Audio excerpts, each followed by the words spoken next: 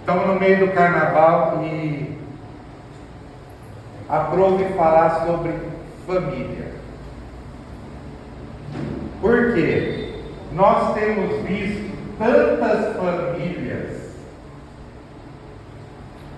famílias desestruturadas, destruídas. Às vezes dentro da igreja. Mas uma família curada, amados, ela é poderosa. Uma família curada, a mão de Deus, as bênçãos do Senhor, o sobrenatural do Senhor está sobre eles. Amém. Não precisa não. Irmão João, já entendi a dica. O senhor trouxe o segundo copo d'água, é que já está muito tempo, né? Eu aprendi, ele me ensinou isso aí, que o pastor mandou levar. Mentira, não faz isso não. E amados, uma família curada assim, eu falo isso de experiência própria. Não que a gente seja perfeito, muito longe disso, a gente está longe de ser perfeito, mas a gente é uma família curada.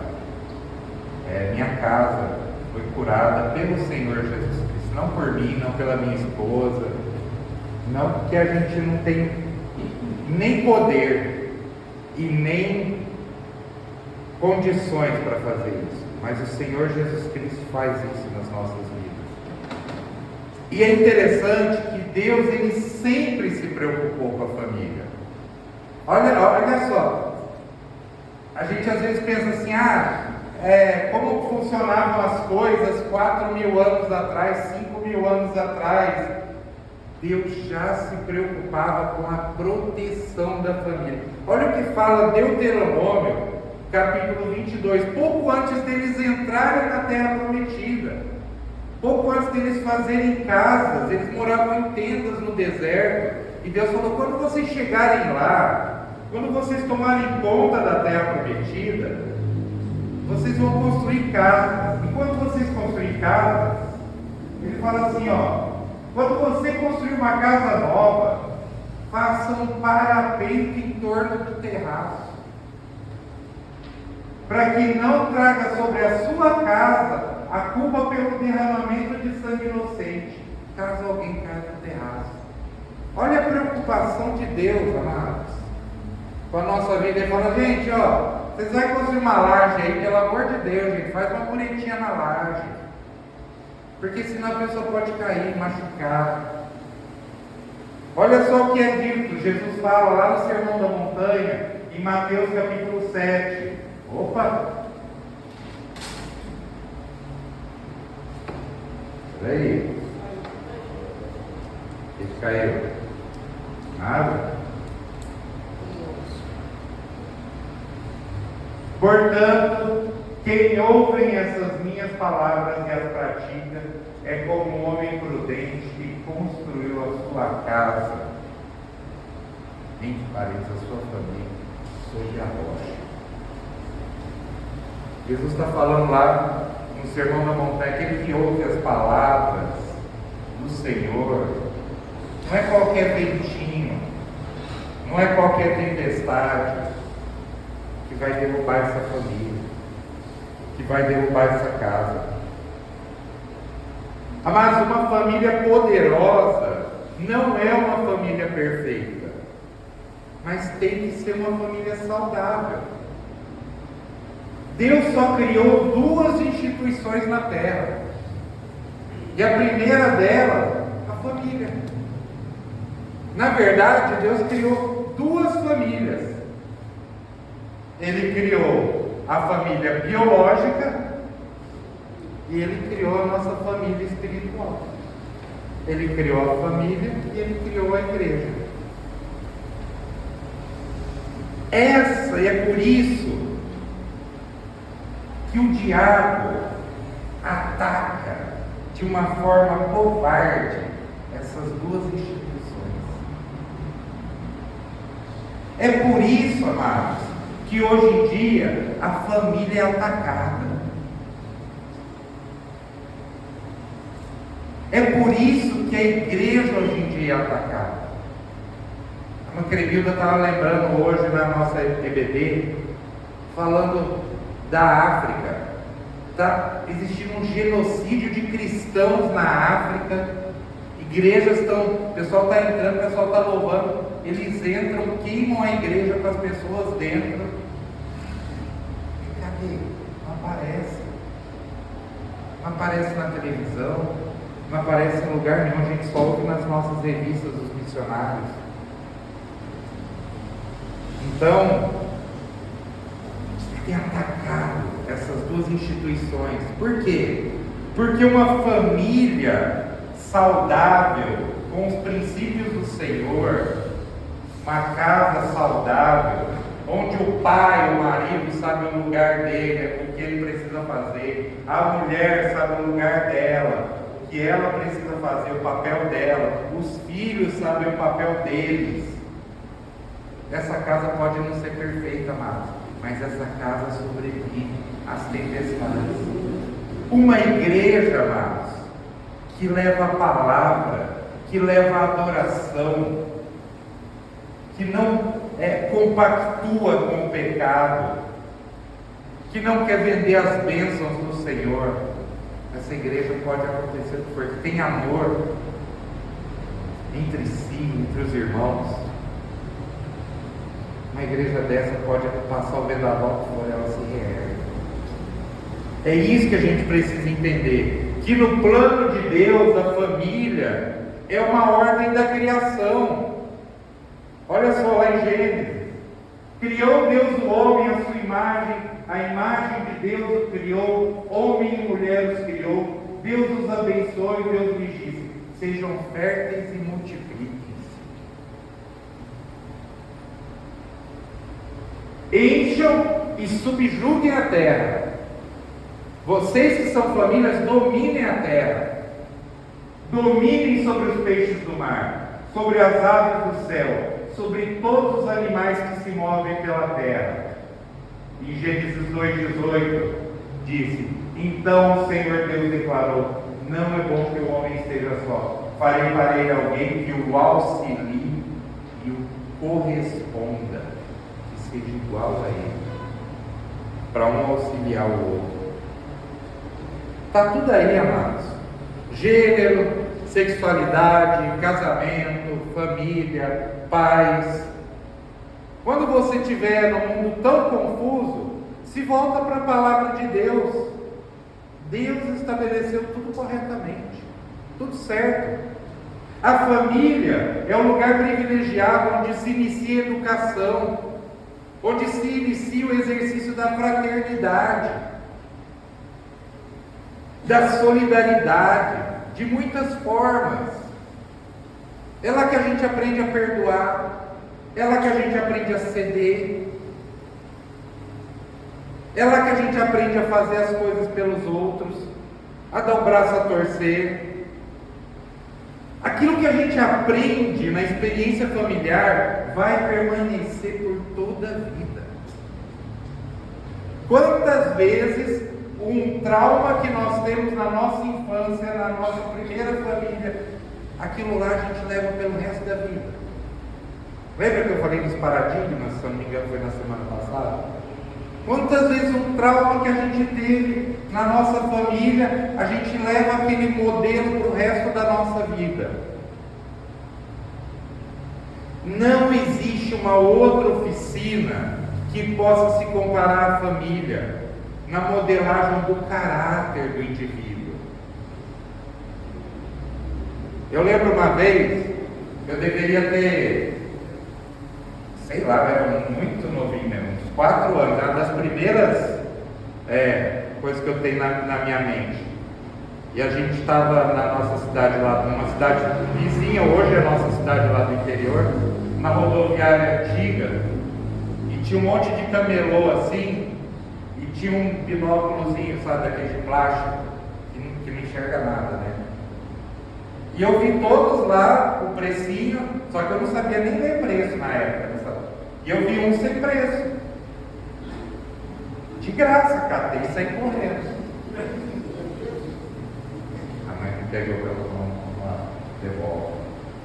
Óbvio, é roubo, não pode. Uma outra vez eu fui numa cidadezinha pequenininha do interior, fui numa padaria lá, comprei um monte de coisa, falei, marca aí para minha mãe, a dona Rosa. Ele conhecia minha mãe, ele marcou.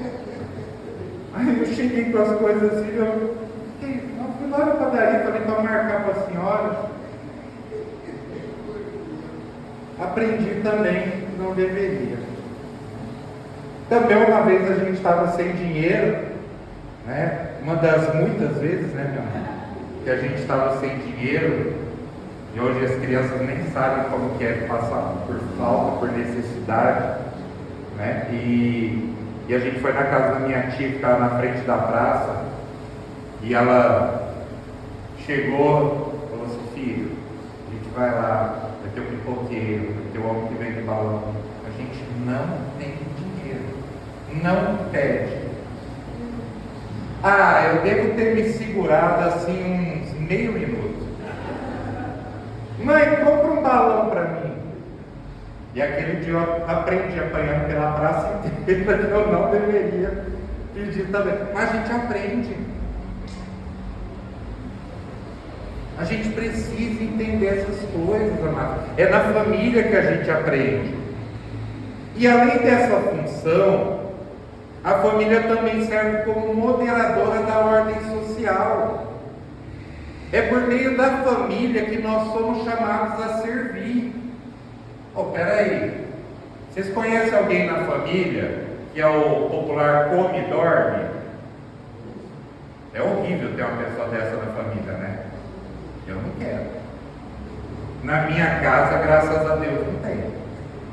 Meus filhos, eu já começo, vai fazer isso, vai fazer aquilo.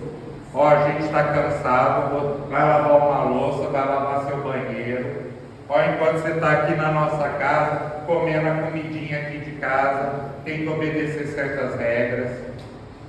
Tem que ir na igreja, tá? Porque, amados, a gente, se não quer tomar banho quando está pedindo, a gente fala, tem que tomar banho. Se não está indo na escola, a gente fala, precisa ir para a escola. Por que a hora que ir para a igreja, para uma religiosidade, para ele aprender as coisas do Senhor, a gente dá o direito deles escolher? Enquanto estiver na minha casa, graças a Deus, eu não preciso mais obrigá-los. Mas já teve uma época que eles não queriam vir. E eu falava, não tem essa não. Sabe? Lava uma louça, a gente levanta em casa e lava a louça. A gente já sabe como faz as coisas. É a moderação da ordem social, né? A minha esposa tem a mania, uma mania bonita de colocar, ela coloca comida para todo mundo. Inclusive o dia, se algum dia Deus levar ela, eu preciso me internar no asilo. Porque quem vai colocar comida para mim? Vou morrer de fome, né? Mas ela põe a comida. Só que detalhe, irmãos, ninguém sai comendo antes dela, tá? A gente vai orar, coloca comida para todo mundo, esperamos, oramos, e aí vai. Ela não põe comida para todo mundo sai comendo, e ela fica para trás. Não, a gente tem que honrar ela. Tá? São coisas que a gente aprende em família, irmãos. São coisas que a gente ensina a servir. Por exemplo, falei dos copinhos.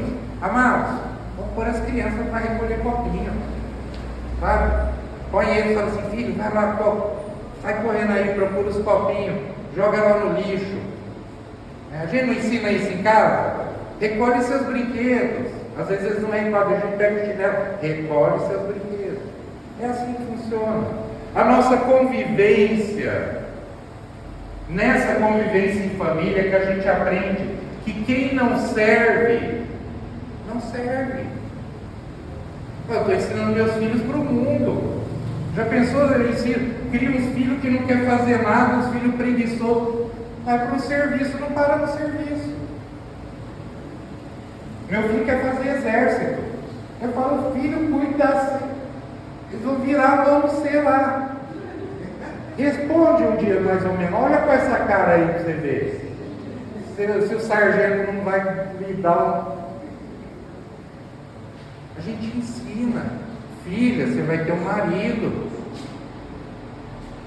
Você precisa, né? Aprender a entender isso aí. Que demore, né, meu filho? Um pouco mais. Também não muito também. Vamos. Observe, irmãos, que tudo começa a partir da família.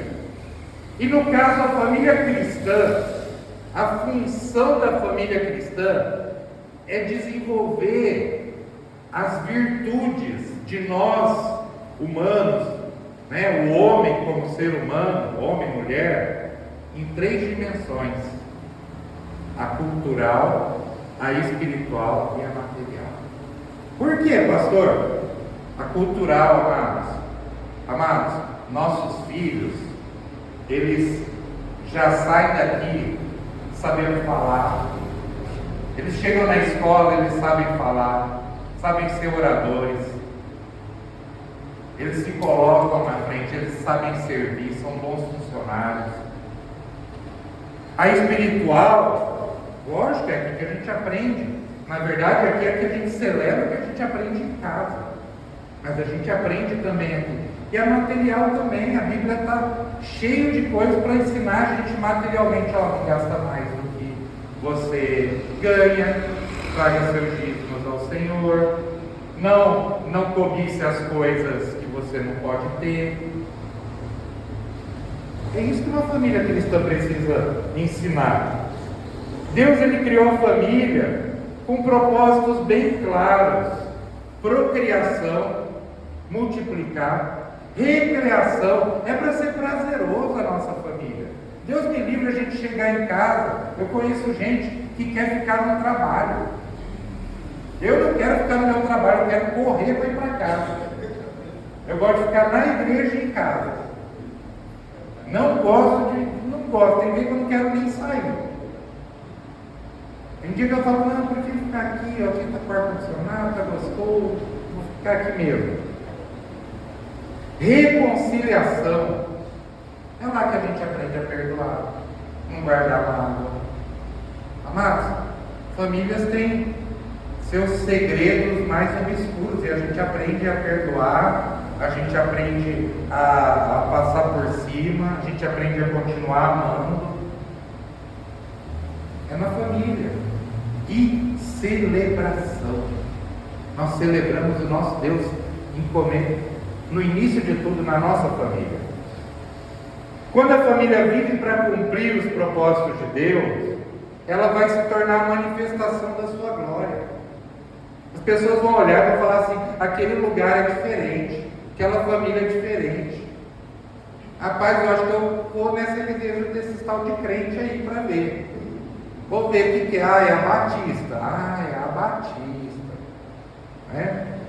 Amados, isso nos ajuda a compreender o porquê a presença de Deus em uma família é imprescindível. Não pode deixar faltar. O salmista escreveu que se o Senhor não edificar a casa, em vão trabalham aqueles que nela edificam. Em vão trabalham aqueles que nela edificam. Está na hora da. Pode faltar tudo na casa, mas se preserva a presença de Deus, do nada Deus pode trazer toda a existência. Quantos milagres? Eu sei que a maioria de vocês, se não todos vocês, podem contar milagres que Deus já fez na sua família. Se a família, que é um projeto de Deus e existe para a sua glória, então qual resposta a gente vai dar para as pessoas que frequentemente perguntam: por que então famílias boas fracassam? Por que bons casamentos terminam em divórcio? Como que eu vou prevenir o adoecimento do relacionamento familiar? Quais são os sintomas para eu começar a ver que a minha casa está começando a ficar doente? E aí eu tomo uma dipirona de Deus e vou aprender um pouco. Jesus ele contou uma parábola do filho pródigo, mas eu não gosto de chamar essa parábola de parábola do filho pródigo. Eu gosto de chamar ela de parábola do pai amoroso. Porque Jesus desenhou uma família que precisava de cura e de restauração. E Deus usou um pai para essa cura e essa restauração. Abram suas Bíblias, está lá em Lucas 15, do 11 ao 32. Vou ler rapidinho. Lucas 15, do 11 ao 32. Diz assim: Jesus continuou: um homem tinha 2 filhos. O mais novo disse a seu pai: Pai, quero minha parte da herança. E assim ele repartiu sua propriedade entre eles. Não muito tempo depois, o filho mais novo reuniu tudo que tinha e foi para uma região distante, e lá desperdiçou seus bens irresponsavelmente. Depois de ter gasto tudo, houve uma grande fome em toda a região e ele começou a passar necessidade. Por isso, foi empregar-se com um dos cidadãos daquela região, que o mandou para o seu campo a fim de cuidar dos porcos. Ele desejava encher o estômago com as vagens de alfarrobeira que os porcos comiam, mas ninguém lhe dava nada. Caindo em si, ele disse: quantos empregados de meu pai têm comida de sobra, e eu aqui morrendo de fome? Eu me porei a caminho e voltarei para meu pai e direi: Pai, pequei contra o céu e contra ti. Não sou mais digno de ser chamado seu filho. Trata-me como um dos teus empregados. A seguir, levantou-se e foi para seu pai. Estando ainda longe, seu pai o viu e, cheio de compaixão, correu para o seu filho, o abraçou e beijou. O filho lhe disse: Pai, pequei contra o céu e contra ti. Não sou mais digno de ser chamado teu filho. Mas o pai disse aos seus servos: depressa, tragam a melhor roupa, vistam nele, coloquem um anel em seu dedo e calçado em seus pés, tragam um novilho gordo e matem-no. Vamos fazer uma festa e comemorar, pois esse meu filho estava morto e voltou à vida, estava perdido e foi achado. E começaram a festejar. Enquanto isso, o filho mais velho estava no campo.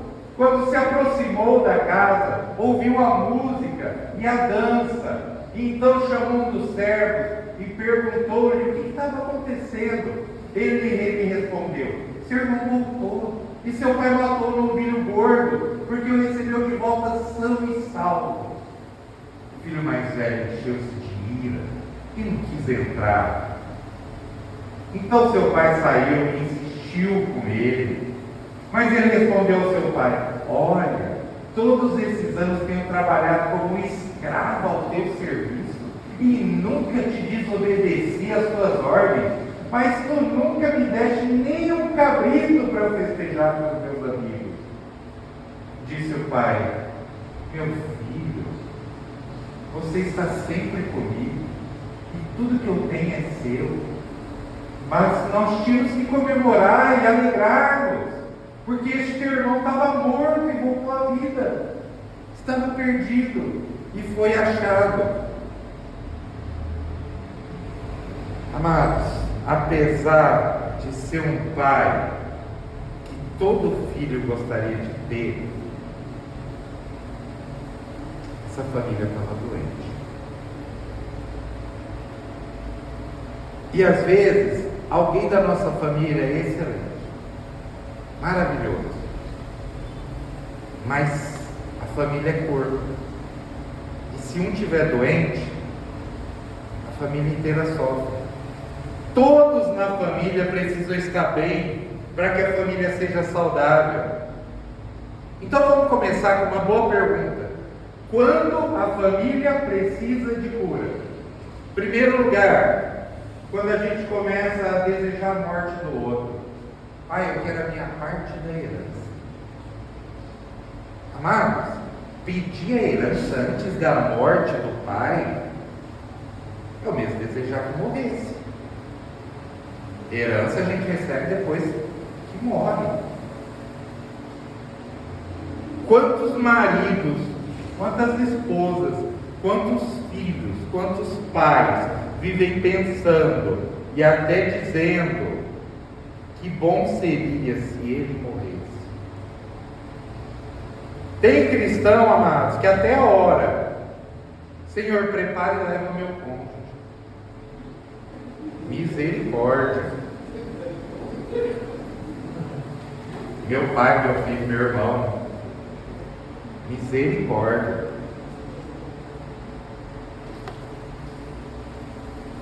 Amados, às vezes a gente não quer a morte, não.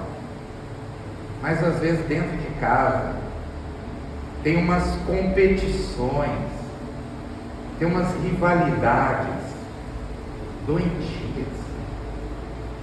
É mãe brigando com filha.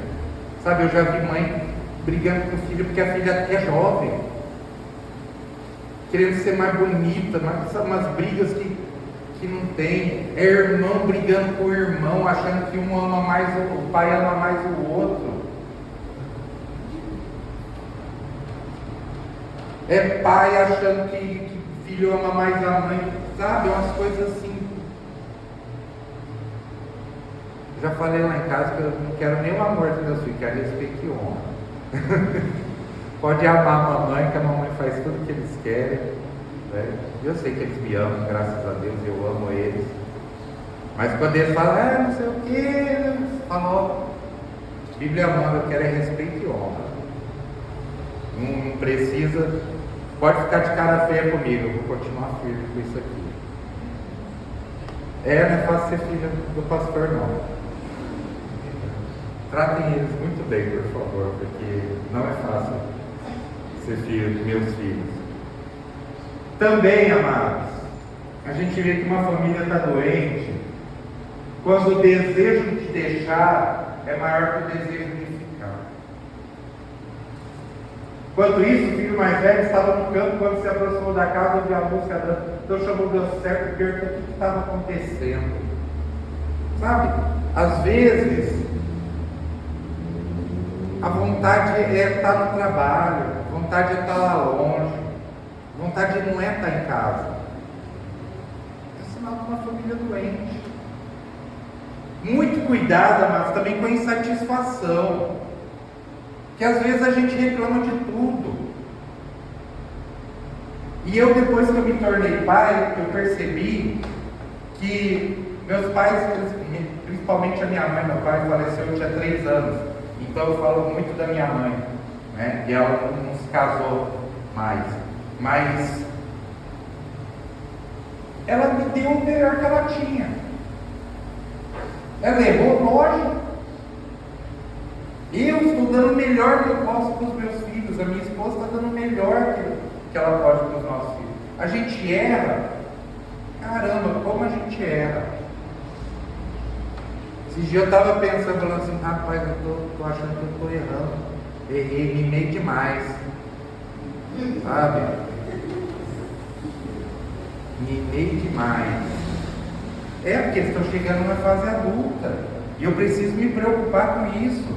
Porque o mundo lá fora não vai passar a mão na cabeça para eles, amados. Então eu preciso me preocupar com isso. A gente tem que ver essas coisas. A Giovana começou a trabalhar essa semana,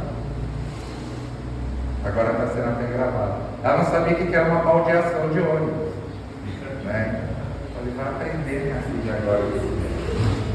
Embora ela já tenha pego muito ônibus, mas para ir fazer cursinho, para ir trabalhar nunca tinha pego. Luiz Antônio não sabe nem o que é pegar o ônibus, mas vai descobrir, que se precisar, né? Vai descobrir.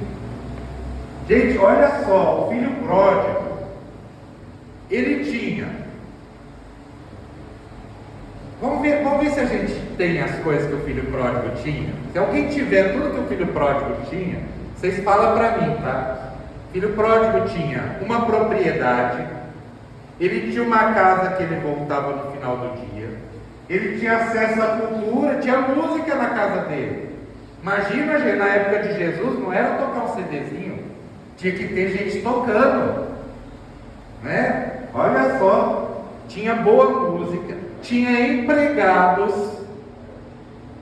tinha amigos e tinha bois e novilhos. Alguém aqui tem tudo isso? Se tiver, por favor, gente, abençoa o pastor. O pastor também não tem. Amados, que vida tinha esse rapaz? Ele tinha proteção, ele tinha conforto, ele tinha amor, ele tinha segurança, ele tinha perdão, ele tinha festa, ele tinha mesa farta e ele tinha carinho. E por que ele saiu? Por que ele foi embora? Porque tantos vão embora sem motivo certo. A Bíblia diz que o coração é mais enganoso que qualquer outra coisa, e a sua doença é incurável. Quem é capaz de compreender? Talvez você esteja colocando muito defeito na sua família, pensando que o problema está com eles, mas o real problema pode estar no teu coração. Quando Jesus falou assim, vigiai, era para vigiar o coração, porque nada é perigoso como o nosso próprio coração. O filho pródigo foi traído pelo seu próprio coração. Sansão foi traído pelo seu próprio coração. Davi foi traído pelo seu próprio coração. Provérbios 4:23 diz assim: acima de tudo, guarda o teu coração, pois dele depende toda a sua vida. Gente, quando começar a vir uma coisa comichando seu coração, um sentimento assim, começa a orar, começa a perguntar, Senhor, isso é certo mesmo? Não faz as coisas correndo, não. Quando que a gente vê que uma casa às vezes pode estar doente uma família? Quando dentro da família, a festa do outro incomoda. O filho mais velho encheu-se de ira e não quis entrar. Ficou fazendo biquinho na porta de casa. Eu não vou entrar, não vou fazer festa. Onde já se viu? Gente, o coração do irmão mais velho Paulo chama de fortalezas da mente, né?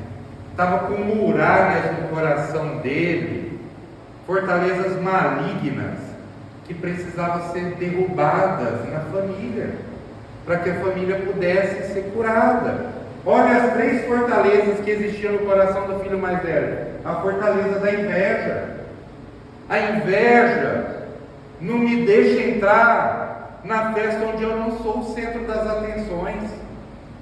A inveja é o mal de muitos líderes, amados, que não aceitam o sucesso na vida do outro.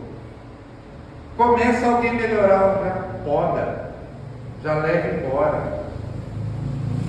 Se começou a melhorar muito, não, vamos abrir um ponto de pregação, nós leva ele para lá. Quantas igrejas fazem isso? Há pessoas que só valorizam a festa que ela promove, que promovem para ela. A inveja nos leva a amar o irmão quando o mesmo está na pior, que daí a gente pelo menos deve falar assim, não, mas eu estou melhor que tal irmão. A gente passa a odiá-lo quando ele está celebrando uma grande vitória. Amados, deixa eu ensinar uma coisa para vocês que eu aprendi. Se alguém te contar uma bênção material, comprei uma casa, troquei de carro, fui abençoado de tal jeito, fala glória a Deus, a primeira coisa que sai da tua boca. Não deixa mais nada, porque senão entra no teu coração, você já, podia ser eu, podia ser comigo. Já dá um glória a Deus bem alto, que já afasta os demônios que estão rodando nosso coração da inveja. Há pessoas que são capazes de chorar com os que choram, mas não são capazes de se alegrar com os que se alegram. Você sabia que aqueles que amam quando você está sofrendo e que odeiam quando você está feliz? Sabe? Tem gente que é assim. Eu tenho um grupo de pastores lá da minha região, que quando a gente junta 2, 3 pastores, está fazendo um churrasco, a gente manda uma fotinha do churrasco, escreve assim, celebre. Assim, não é para ficar com inveja, celebre conosco. Assim, a gente tem essa mania, né? Por quê? Porque a gente sabe o quanto que é difícil. Às vezes, amado, existia uma história de um vagalume e de uma cobra. E o vagalume estava lá e a cobra estava saciada, não precisava de mais nada, mas passou o vagalume, ela bocanhou isso. E a outra cobra falou: poxa, mas você não está saciado, o que um vagalume vai fazer para você? Falou assim: a gente é luz própria. Às vezes, quem não tem luz própria quer ofuscar a luz daquilo que tem, e nós temos a luz do nosso Senhor. A inveja pode levar a investir contra a festa do outro.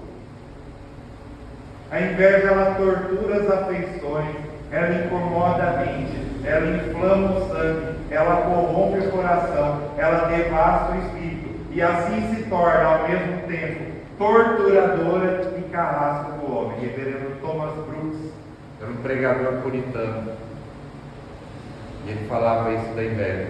É o torturador e é o carrasco do homem, porque é uma tortura você viver com inveja. A vida do outro é sempre melhor, tudo do outro é melhor. Então a inveja pode nos levar a investir contra a festa do outro. A inveja sempre te diz: se fosse eu seria muito melhor. A inveja, ela deforma, ela pode fazer com que o querubim ungido se torne um anjo caído. Foi isso que aconteceu com Satanás. A inveja não deixa o invejoso participar da festa que Deus está patrocinando. A outra fortaleza que estava na alma, no coração do filho mais velho, era a fortaleza da vingança. O grande problema do irmão mais velho da parábola era a sua dificuldade de perdoar. Ele não estava disposto a perdoar. Ele não concordou com o perdão do pai.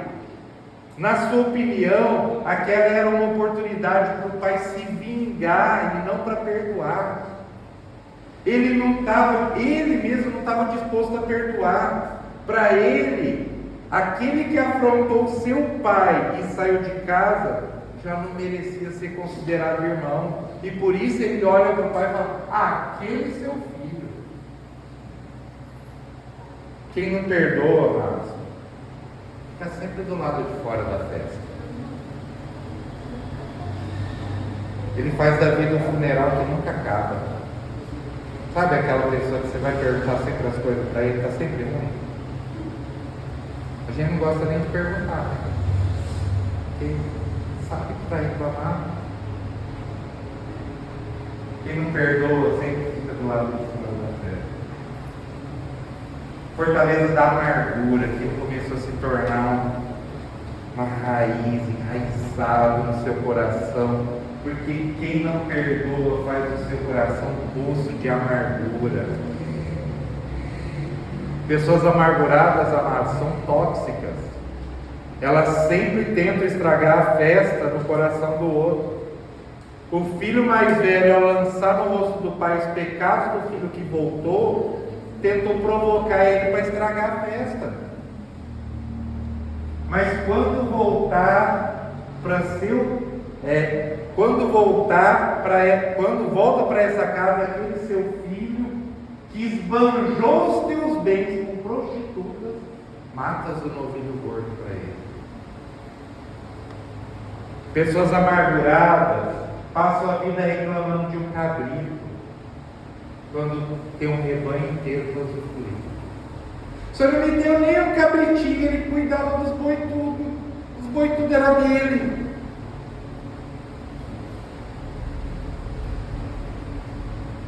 Os convidados estavam comendo churrasco, celebrando a vitória, mas o moço estava falando: eu nunca tive um cabrito. A amargura é a raiz da origem de toda murmuração, amados. Joyce Meyer disse: murmure e não saia do lugar, louve a Deus e Ele te exaltará. Pessoas amarguradas são mal-humoradas. Ele indignou-se, ficou zangado, não queria entrar na festa. Pessoas amarguradas não conseguem enxergar o que tem porque vivem como se não tivessem aquilo que tem. Tudo que eu tenho é seu. Ele não conseguia enxergar isso. Tudo que o pai tinha era dele. E ele olhando que o outro tinha jogado fora. A gente descobre que a nossa família pode estar doente, amados, quando em nosso coração a gente desvaloriza o que é valoroso para o pai. Sabe? Esbanjou os teus bens com as prostitutas. O único lugar que fala isso é o filho mais velho falando. Pode até ser que seja verdade, mas não fala isso na palavra.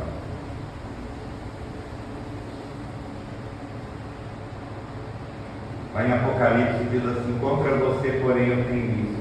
Você abandonou o seu primeiro amor. Deixa eu olhar para o meu irmão, ter esse ódio. A comunhão à mesa se torna desnecessária. O pai se torna descartável. O lar perde a sua importância. E o irmão se torna um obstáculo. O filho pródigo vendeu barato tudo isso. O pai, o irmão, o lar. Eis a razão porque o divórcio é a renúncia do amor. Porque é a rejeição daquilo que foi um dia apaixonadamente desejado. E é preciso sempre fazer um autoexame para conferir se o que tinha muito valor para você ontem continua tendo o mesmo sentido, continua tendo o mesmo valor. Pastor, tá bom, e como que preciso olhar para ver se está tendo algum sinalzinho de doença. Mas como que a cura acontece? Quando a cura acontece? Primeiro, quando existe a cura da identidade. Quando aquele que se perdeu e se encontrou consigo mesmo caindo em si, ele cai em si, ele fala assim: o que eu estou fazendo? Amados, mudança só passa por reconhecimento, e reconhecimento leva por arrependimento. A gente teve a Cristolândia feminina aqui, nós temos a Cristolândia masculina. Tem diversos casos, amados, de drogadição. A cura só acontece quando de repente a pessoa pega e fala assim: o que eu estou fazendo? Eu preciso mudar. E a partir daí, aí luta. Mas eu já cansei de ver gente sendo internada. Já cansei de ver gente sendo presa. Mas ele não caiu. Enquanto isso não acontece, é só questão de tempo para voltar. É só questão de tempo. O filho mais velho esqueceu que era filho. E nada vai mudar até que você saiba de fato quem é você. Que você é filho. Filho amado de Deus. Como eu vou poder reclamar? Está acontecendo as coisas ruins aqui em casa. Está difícil as coisas. Mas você vai ser príncipe no céu. Princesa no céu. Filho do rei. Sem merecer. Nós não nascemos merecendo nada. Somos herdeiros pelo sangue de Cristo. A gente precisa ter reconhecimento. Aquele filho mais novo reconheceu que foi estúpido, que foi precipitado, que foi ingrato, que desonrou, que entristeceu, que machucou, que marcou o pai. E chega para falar isso. Se arrepende. E o que é arrependimento? Fui descoberto. Não. Ah, estou me dando mal aqui, preciso melhorar. Não, isso não é arrependimento, amados. Arrependimento é tristeza pelo pecado. Se eu pudesse morrer, mas não ter feito aquilo, eu preferia morrer. Isso é arrependimento. Confissão do pecado e principalmente abandono do pecado. Nem que eu tenha que morrer, nem que eu tenha que suar sangue, eu vou fazer isso de novo. Uma vez um irmãozinho estava começando a ir na igreja. Eu fumei, amados, cigarro por há uns 15 anos, pelo menos. Desde menininho, 13, 14 anos, já escondia da minha mãe e fumava. E com nosso Senhor Jesus Cristo eu parei, já estava na igreja, viu gente? Estava na igreja, já fazia uns 6 meses, aí os irmãos iam na igreja, eu jogava fora correndo assim.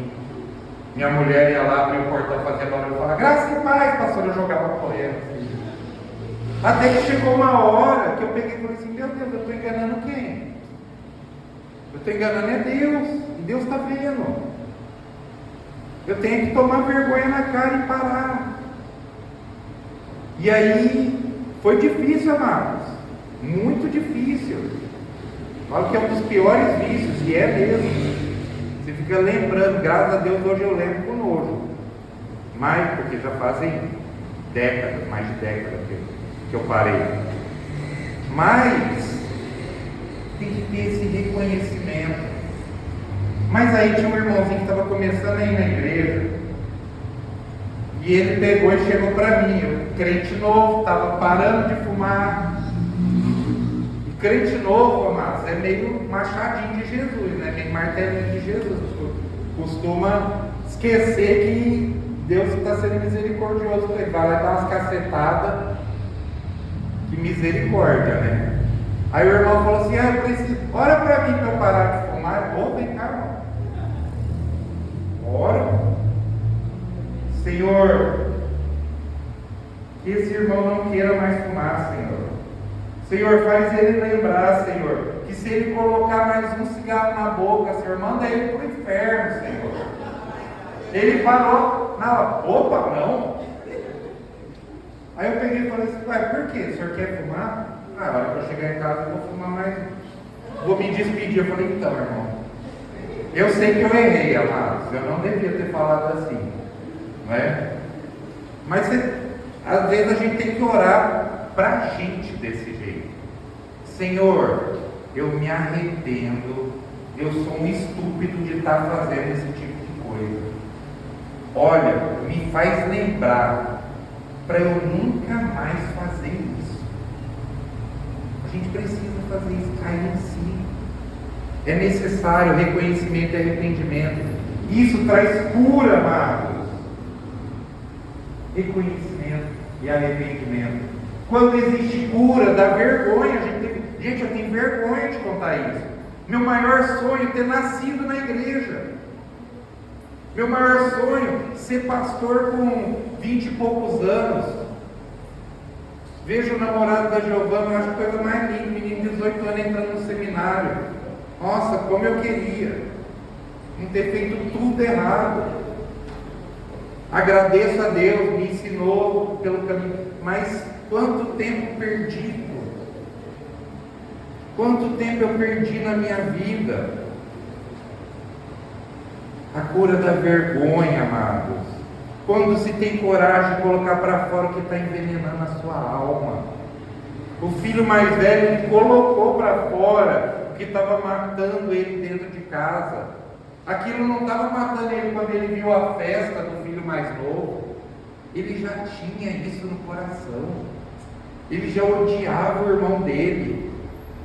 Mas na ignorância dele, ele fez o que pode desencadear o processo de cura. Às vezes, se você fala o que está no teu coração e tem um outro crente do lado, talvez a cura possa acontecer. Ele jogou para fora a sua inveja, a sua vingança. porque a inveja dele gerou uma vingança, e a inveja se tornou uma vingança que ele não conseguia produzir. Não deu certo a vingança dele. O irmão dele não se lascou, virou uma amargura. Ia falar assim, ferrou, né? Mostra o descontentamento com o pai. Mostra toda a sua insatisfação familiar reprimida. E eu pergunto, pai, às vezes a gente está tão ocupado que a gente não sabe, será que nós pais sabemos como vai o coração de cada filho? Eu já falei isso, não lembro para quem aqui nessa igreja. Eu sempre pergunto para os meus filhos se eu estou fazendo alguma coisa que está tirando a fé deles. Não é se eu sou perfeito, não. Eu não faço nem questão de ser perfeito. Mas se algo que eu estou fazendo está fazendo eles perderem a fé. Se eles olham para mim aqui pregando e falam assim, olha lá que mentiroso. Porque eu não quero. Daqui a pouco eles estão decidindo a vida deles, inclusive a vida espiritual. Eu já não tenho mais como fazer, mas eu não quero que eu seja o motivo de tropeço na vida dos meus filhos. Quero que eles saibam, pai imperfeito, de vez em quando não tem jeito, a gente erra mesmo, mas eles não quererem o nosso Senhor Jesus Cristo por minha culpa, não quero, irmãos. Não quero. Será que de trás do silêncio dos nossos filhos, numa alma em estado de angústia, numa alma em amargura e dor, e essa conversa franca e honesta pode desencadear o processo de cura? Porque não adianta entrar na festa, manter a fachada e continuar morrendo por dentro.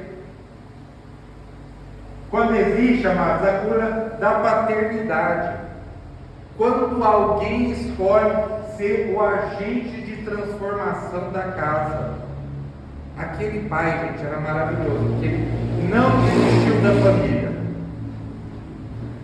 Ele falou assim, essa família é um projeto de Deus, eu não vou desistir. O pai não desistiu do filho que se rebelou e foi embora. Ele esperou, ele recebeu, ele perdoou, ele restituiu e ele celebrou.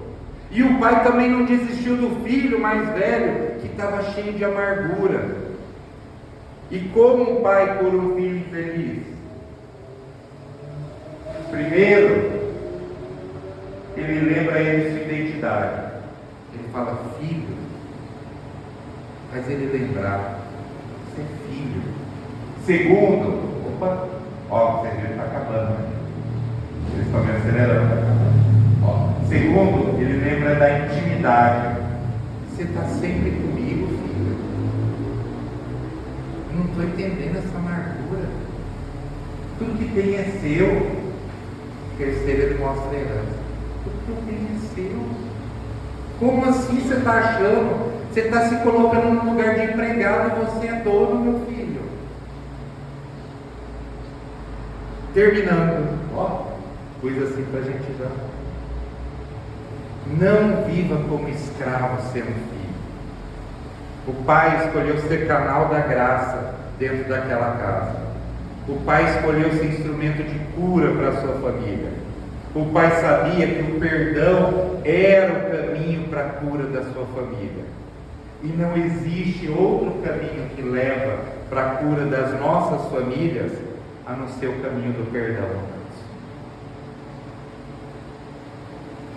Não viva como escravo sendo filho. Não existe família curada sem paternidade resolvida e identidade recuperada. Somos filhos amados de Deus. Temos um Pai maravilhoso que cuida de nós. Deus é um bom Pai. Ele é o nosso modelo de paternidade. E Jesus é um bom filho. Ele é o modelo de filiação. Que a gente possa aprender um pouco disso, levar isso para as nossas casas, ser agente de reconciliação, Você é aquele que vai trazer o equilíbrio para todas as coisas. Que haja paz e amor dentro dos nossos lares, para que a gente possa passar pelo mundo inteiro. É isso que a gente aprendeu. Amém? Eu queria orar